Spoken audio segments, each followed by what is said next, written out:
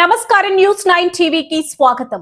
దేవుడి సన్నిధిలో అధికార గర్వం, సామాన్యులకు ఒక న్యాయం, విఐపీలకు మరో న్యాయమా? చట్టాన్ని రక్షించాల్సిన పోలీసులకే రక్షణ లేకపోతే ఇక దేశంలో సామాన్యుడి పరిస్థితి ఏంటి?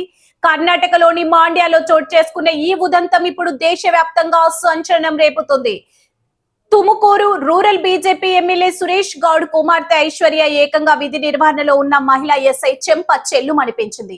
భీముడు అమావాస్య రోజున శ్రీరంగపట్నంలోని ఆలయంలో రద్దీగా ఉందని కేవలం 2 నిమిషాలు ఆగండి అని చెప్పిన పాపానికి పిఎస్ఐ సవితపై బూతు పురాణం అందుకొని ఏకంగా చేయి చేసుకుంది.